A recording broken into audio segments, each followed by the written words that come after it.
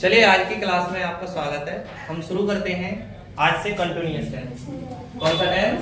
Continuous. अगर किसी बच्चे को स्पष्ट नजर ना आए तो तुरंत बताएं। कौन सा टेंस? Continuous tense. ठीक है, तो जो कंटिन्यूअस टेंस है, हम 3 कंटिन्यूअस टेंस पढ़ने वाले हैं। पहला प्रेजेंट का, दूसरा पास्ट का और तीसरा फ्यूचर का।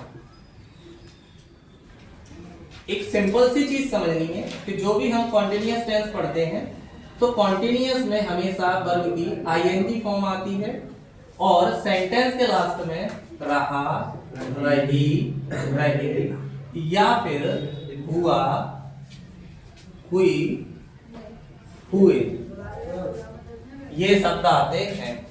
रहा, रही, रहे या हुआ, हुई, हुए। एक बार फिर से मैं लिखता हूं, देख पाने में थोड़ा सा इशू है। रहा, रही, रहे, हुआ, हुई, हुए। अब आप लोग एक चीज नोटिस करिए कि ऐसा कोई भी सेंटेंस जिसके अंत में रहा, रही, रहे, हुआ, हुई, हुए ये शब्द आ रहे हैं और अगर उसी वाक्य में है, हूं, हो आ जाए तो वो कौन सा टेंस होगा? प्रेजेंट का। अगर उसमें था, थी, है आए तो कौन सा टेंस होगा? पास्ट का। और गा, गी, गे आए तो काय का टेंस होगा?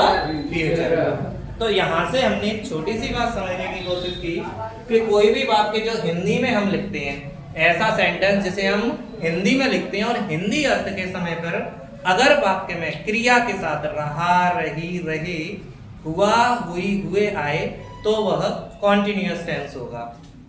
और अगर उस वाले वाक्य में हूं, है, हो आ जाए तो वो प्रेजेंट का कॉन्टिन्यूअस होगा। था, की, थे आ जाए तो पास्ट का कॉन्टिन्यूअस होगा और गागी के आ जाए तो फ्यूचर का कॉन्टिन्यूअस होगा। काय का कॉन्टिन्यूअस होगा? फ्यूचर का। अब हम एक चीज समझते हैं, सबसे पहले present continuous tense. Present continuous tense देखिए, प्रेजेंट कॉन्टिन्यूअस टेंस। अगर सेंटेंस हमारा प्रेजेंट का है तो हम मेन वर्ब तो समझ ही चुके हैं कि वर्ब प्लस आईएनजी है। और अगर हम प्रेजेंट के लिए हेल्पिंग वर्ब की बात कर रहे हैं, सिर्फ हेल्पिंग वर्ब की बात कर रहे हैं तो वो हमारा इज, एन, आर। अब अगर इसके अलावा हम बात करते हैं पास्ट कॉन्टिन्यूअस की, पास्ट कॉन्टिन्यूअस टेंस की, तो पास्ट कॉन्टिन्यूअस टेंस में हमें ध्यान देना है कि कॉन्टिन्यूअस के लिए तो जो हमारी मेन वर्ब है, जो हमारी मेन वर्ब है वो है वी प्लस आईएनजी। सब बच्चों को समझ में आ रहा है ये? ठीक है, बोला करिए अगर कोई इशू है तो तुरंत बताइए। और इसकी अगर मैं हेल्पिंग वर्ब की बात करूं तो हेल्पिंग वर्ब होगी वॉज वर्ब। हेल्पिंग वर्ब क्या होगी? Was verb. चलिए एक बार फिर से रिवाइज करते हैं सारा कुछ जो कुछ भी हमने पढ़ा है। ध्यान देंगे सभी बच्चे। देखो यहाँ पर आज हम पढ़ रहे हैं कॉन्टिन्यूअस टेंस। कॉन्टिन्यूअस प्रेजेंट का, पास्ट का और फ्यूचर का। तो कॉन्टिन्यूअस की पहचान होती है कि वर्ब में आईएनजी ऐड होती है। क्या ऐड होती है उसका?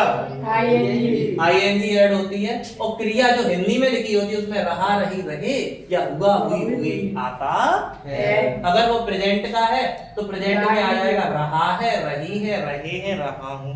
पास्ट का होगा तो रहा था, रही थी, रहे थे। और फ्यूचर का तो रहा होगा, रही होगी, रहे होंगे।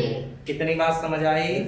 इससे हमने पहचान लिया कि जो हमारा टेंस है वो कॉन्टिन्यूअस होगा और टाइम के लिए ये गागी के हुआ, हुई, हुए के साथ आ जाएगा तो फ्यूचर कंटिन्यूअस बनेगा। अब बात करते हैं प्रेजेंट कॉन्टिन्यूअस टेंस की इंग्लिश में। तो देखो मेन वर्ब के लिए तो पहले से ही क्लियर है कि वर्ब में आईएनजी आएगा। बोलो आदित्य, मेन वर्ब में क्या आएगा? आईएनजी। और जो हेल्पिंग वर्ब है वो क्या होगी? इज। तो टेंस कौन सा होगा? Present continuous tense. और अगर पास्ट कॉन्टिन्यूअस की बात करें तो मेन वर्ब में तो आईएनजी होनी है Yes, sir. और हेल्पिंग वर्ब होगी was were। चलिए ध्यान दीजिए, देखो बेटा, अगर हमारा सिंगुलर सब्जेक्ट है, कैसा सब्जेक्ट है? Singular subject. सिंगुलर सब्जेक्ट है तो क्या यूज होगा? इज। सब्जेक्ट अगर आई है तो एम, और अगर प्लूरल सब्जेक्ट है तो क्या यूज होगा? आर यूज होगा। प्लूरल सब्जेक्ट में क्या यूज आएगा? आर का यूज आएगा। वहीं अगर मैं सिंगुलर सब्जेक्ट या आई की बात करूं तो क्या यूज करेंगे? was। और अगर मैं प्लूरल सब्जेक्ट की बात करूं तो क्या यूज करेंगे? were। क्या यूज करेंगे? ठीक है। इसके बाद हमारा जो थर्ड कंटिन्यूअस है वो है फ्यूचर कंटिन्यूअस। कौन सा? Future continuous. और जिन्होंने लास्ट क्लास देखी होगी उन्हें ये बात पता होगा, जो हमारे चैनल पर लास्ट क्लास पड़ी हुई है, कि हमने पहले प्रेजेंट इंडेफिनिट, पास्ट इंडेफिनिट और फ्यूचर इंडेफिनिट की आइडेंटिफिकेशन पढ़ी थी, फिर उनके फॉर्मेशंस किए थे अकॉर्डिंग टू सेंटेंस, और उसके बाद ये बोला था कि जिस किसी को भी अगर उनके सेंटेंसेस के बारे में जानना है, एक्सरसाइज सॉल्व करवानी है, करवा दी जाएगी और प्रोवाइड करा दी जाएगी। अब हम बात करते हैं कंटीन्यूअस की। तो कंटीन्यूअस में हम आज आइडेंटिफिकेशन पढ़ रहे हैं, और आइडेंटिफिकेशन पढ़ने के बाद हम फिर कल फॉर्मेशन ऑफ सेंटेंस करेंगे। क्या करेंगे? Formation of sentence. चलिए ध्यान देते हैं फ्यूचर कंटीन्यूअस टेंस। देखो वर्ब प्लस आईएनजी ये काय का रूप है, तो आप बोलेंगे सर ये मेन वर्ब का रूप है। काय का रूप है बेटा? मेन वर्ब का। लेकिन फ्यूचर का टेंस शो करने के लिए हम क्या देखते हैं कि विल या शैल हमारी हेल्पिंग वर्ब होती है। क्या हेल्पिंग वर्ब होती है? और इसके साथ बी और ऐड हो जाता है। क्या ऐड हो जाता है? चलिए सारे बच्चे बताइए, कॉन्टिन्यूअस के लिए अगर हम फ्यूचर टेंस की बात कर रहे हैं तो विल या शैल के साथ क्या आएगा? बी। और ये तो अब हम सब समझ चुके हैं कि आई या बी सब्जेक्ट हो तो क्या यूज करते हैं? सेल। आई और बी ना हो यानी अदर हो तो क्या यूज करते हैं? विल। क्या यूज करते हैं? विल। ठीक है, नजर आ रहा है अच्छे से? चलिए अब हम रिवाइज करते हैं। कॉन्टिन्यूअस टेंस की पहचान होती है वी प्लस आईएनजी। जैसे कि प्रेजेंट कंटिन्यूअस होगा तो रहा है, रही है, रहे हैं, रहा हूं। पास्ट होगा तो रहा था, रही थी, रहे थे। फ्यूचर होगा तो रहा होगा, रही होगी, रहे होंगे। अब अगर हम प्रेजेंट कंटिन्यूअस की मेन वर्ब कहें तो वर्ब प्लस आईएनजी, पास्ट की मेन वर्ब कहें तो वर्ब प्लस आईएनजी, और फ्यूचर की भी कहें तो वर्ब प्लस आईएनजी। तो इससे तो हमने मेन वर्ब क्लियर कर ली। अब बात करते हैं हेल्पिंग वर्ब की। तो प्रेजेंट में हेल्पिंग वर्ब होती है इज, पास्ट में होती है was, और फ्यूचर में विल या शैल के साथ क्या ऐड कर देते हैं? बी ऐड कर देते हैं। तो आज हमारा कंटीन्यूअस टेंस का जो आइडेंटिफिकेशन का फॉर्मेशन था वो इतना था। अब हम थोड़ा सा समझते हैं अफर्मेटिव सेंटेंस के बारे में। तीनों सेंटेंसेस के अफर्मेटिव सेंटेंस, तीनों जो हमारे टेंस हैं उनके क्या सीखेंगे? Affirmative sentence. तो देखो अब आप सारे बच्चे मुझे बताएंगे, मैं केवल एक फॉर्मेट बता रहा हूं काय का? अफर्मेटिव सेंटेंस का। अफर्मेटिव सेंटेंस का दूसरा नाम होता है पॉजिटिव सेंटेंस। क्या नाम होता है बच्चों? Positive sentence. भूपेंद्र भैया नहीं बोल रहे हैं, क्या नाम होता है? Positive sentence. चलिए ध्यान दीजिए, इसका बेटा जो फॉर्मेशन होता है तो फॉर्मेट में सबसे पहले सब्जेक्ट आता है। क्या आता है? सब्जेक्ट। फिर हेल्पिंग वर्ब आती है, फिर मेन वर्ब आती है, और ऑब्जेक्ट के बाद फुल स्टॉप आता है। ऑब्जेक्ट के बाद क्या आता है? फुल स्टॉप आता है। चलो बच्चों आप आए थोड़ा लेट, ध्यान देंगे बोर्ड पर फिर से। अगर आपको दोबारा समझना है हम एक्सप्लेन कर देंगे, ठीक है? Focus on the board. ये बताओ अफर्मेटिव या पॉजिटिव सेंटेंस के फॉर्मेट में सबसे पहले आदित्य, फिर क्या आएगा? फिर अब हम बात करते हैं कि हमने सब्जेक्ट के बारे में जान लिया है। हाँ सबसे पहले सब्जेक्ट, तो नॉर्मली ये सब्जेक्ट आ गया। अब हम तीनों टेंस के अकॉर्डिंग अगर हम प्रेजेंट इंडेफिनिट टेंस कर रहे हैं तो हेल्पिंग वर्ब की जगह पे क्या लिख लेंगे? Is and are. और फिर अगर हम मेन वर्ब की बात करें तो मेन वर्ब की जगह पे क्या ऐड कर देंगे? V plus ING. उसके बाद ऑब्जेक्ट अपनी प्लेस पे रहेगा। ये हो गया हमारा प्रेजेंट के इंडेफिनिट का अफर्मेटिव। अगर हम पास्ट के इंडेफिनिट की बात करेंगे तो सब्जेक्ट तो वही रहने वाला है। इज एमआर की जगह पे क्या चेंज आ जाएगा? was were। और वर्ब में कोई चेंज आने वाला है क्या? नहीं, वर्ब जैसी है वैसी ही रहेगी, यानी V plus ING plus object. क्या ये प्रेजेंट इंडेफिनिट और सॉरी प्रेजेंट कंटिन्यूअस और पास्ट कंटिन्यूअस की ये छोटी सी बात समझ में आई? मान के चलिए इन्हीं जगह पे हमें क्या करना है, फ्यूचर कंटिन्यूअस, तो इज एम आर और वॉज वर्ब को हटा के क्या कर देंगे, विल बी या शैल बी, तो बन गया फ्यूचर का अफर्मेटिव। क्या इस तरीके से जो हमने लास्ट क्लास में अफर्मेटिव के, नेगेटिव के, इंटेरोगेटिव के फॉर्मेट बनाए थे, हम इसके फॉर्मेट भी तो बना लेंगे। ठीक है, चलिए हम ओवरऑल एक बार फास्ट रिव्यू करते हैं, जिसे हम कहते हैं रिकॉल करना। क्या कहते हैं? स्टार्ट करें सारे बच्चे। अगर आपको अच्छे से समझ आया है तो रिपीट करेंगे। क्या करेंगे?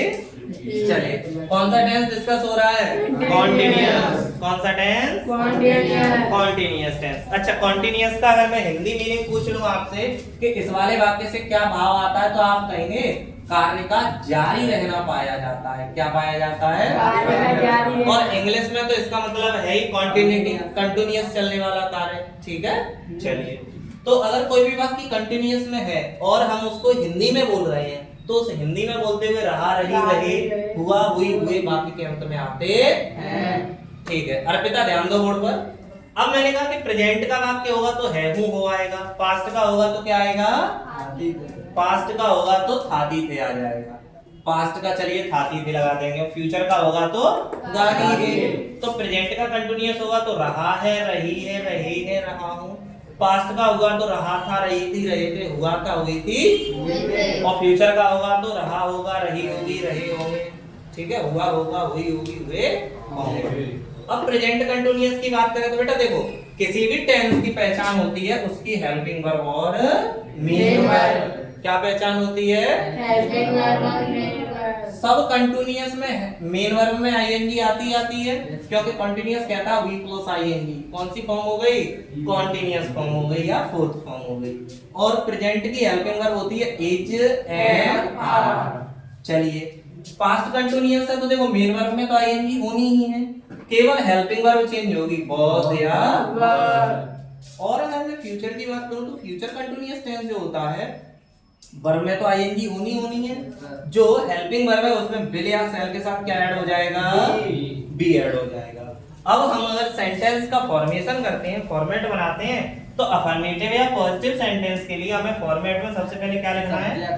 फिर हेल्पिंग वर्ब, फिर मेन वर्ब, फिर ऑब्जेक्ट। मेन वर्ब हमें पता है कि वी प्लस आईएनजी होनी है, और हेल्पिंग वर्ब की जगह पे प्रेजेंट के लिए इज, एम, आर, पास्ट के लिए वॉज वर्ब और फ्यूचर के लिए विल बी, शैल बी। क्या आपको आज की ये वाली बात समझ आई? ठीक है, तो आज हमारा कंटिन्यूअस टेंस था, और उस कंटिन्यूअस टेंस की आइडेंटिफिकेशन के साथ साथ फॉर्मेशन ऑफ सेंटेंस में अफर्मेटिव सेंटेंस हमने पढ़ा। आज के लिए इतना ही। Thank you class.